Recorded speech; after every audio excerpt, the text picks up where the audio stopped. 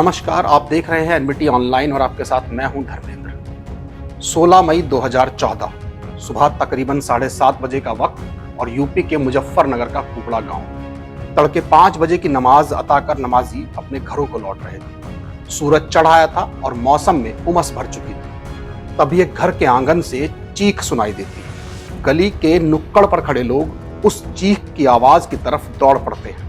आसपास के घरों से भी पड़ोसी निकलकर बाहर आते हैं, लेकिन वो दरवाजे तक पहुंच पाते उससे पहले ही खून से सने हाथ लिए एक शख्स घर के अंदर से बाहर निकलता है और खेतों की तरफ भागने लगता है। किसी को कुछ समझ नहीं आता कि आखिर हुआ क्या है।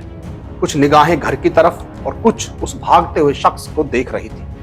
इतने में घर के अंदर से रोने की आवाजें आने लगती। लोग घरों में दाखिल होते हैं तो हर किसी के पैरों तले से जमीन खिसक जाती है। सामने करीब 18 साल की एक लड़की खून से लथपथ पड़ी मिलती है। उसकी सांसें थम चुकी थी। पास ही बैठी उसकी मां दहाड़े मार कर रो रही थी। भाई बहन बिलख रहे थे। इतने में खबर पाकर पुलिस भी मौके पर पहुंच जाती है। पुलिस अभी लाश का पंचनामा कर ही रही थी कि भीड़ के बीच से वही शख्स निकलकर सामने आता है जो कुछ देर पहले मौके से भाग गया था। पूछताछ होती है तो सामने आती है एक ऐसी खौफनाक कहानी जिसे सुनकर शायद आपका कलेजा भी दहल जाए। वो लाश थी शहनुमा की और खून से सने हाथ लिए जो शख्स इस वक्त पुलिस के सामने खड़ा था वो कोई और नहीं बल्कि शहनुमा का कातिल बाप शाहिद था। अब वहां मौजूद हर किसी की आंखों में एक सवाल था कि आखिर क्यों एक बाप ने अपनी ही बेटी का कत्ल कर दिया। आखिर ऐसा क्या हुआ कि जिसे उसने अपनी गोद में खिलाया उसी की गर्दन पर छुरा चला दिया। इन सारे सवालों के जवाब जानने के लिए आपको लिए चलते हैं 2 साल पहले, जब शाहिद का अपनी ससुराल में आना जाना था। उसकी ससुराल पड़ोस के ही गांव इस्सोपुर में थी। इसी गांव में रहने वाले एक लड़के से शाहिद की बेटी शहनुमा बातें किया करती। दोनों के बीच 2 साल तक बातचीत का सिलसिला चलता रहा। शाहिद जब सुबह की नमाज अता करने जाता तो अपना मोबाइल घर पर ही छोड़ जाता था। उसी दौरान उसकी बेटी शहनुमा उसके मोबाइल से बातें किया करती। जब शाहिद अपना मोबाइल अपने साथ ले जाता तो वो बातें करने के लिए आसपास के लोगों से फोन मांग लेती। एक दिन किसी तरह एक पड़ोसी से शाहिद को इस बात की भनक लग गई। उसने लड़के के बारे में पता किया तो वो दूसरी बिरादरी का निकला।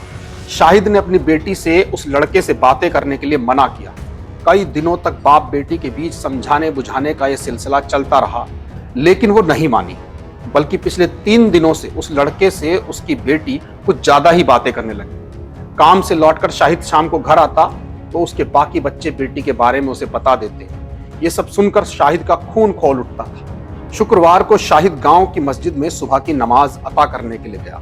वो लौटा तो देखा कि बच्चे स्कूल गए हैं। उसकी बीवी घर की छत पर किसी काम में लगी है। उसे शक हुआ तो दबे पांव से सामने के कमरे में गया। वहां उसकी बेटी मोबाइल पर बातें कर रही थी। उसका पारा चढ़ गया। उसने छुरी उठाई और बेटी की गर्दन पर वार कर दिया। खून का फवारा फूट पड़ा और बेटी बेदम होकर नीचे गिर गई। पुलिस पूछताछ में शाहिद ने बताया कि उसने अपनी बेटी को बहुत समझाने की कोशिश की। यहां तक कहा कि कम से कम वो उसकी सफेद दाढ़ी का तो ख्याल करे, लेकिन जब उसने उसकी बात नहीं मानी तो शाहिद ने उसका कत्ल कर दिया। ये थी मुजफ्फरनगर हत्याकांड की कहानी। फिलहाल के लिए इतना ही। जुर्म की दुनिया से जुड़ी ऐसी ही खबरों को देखने के लिए देखते रहिए एनबीटी ऑनलाइन।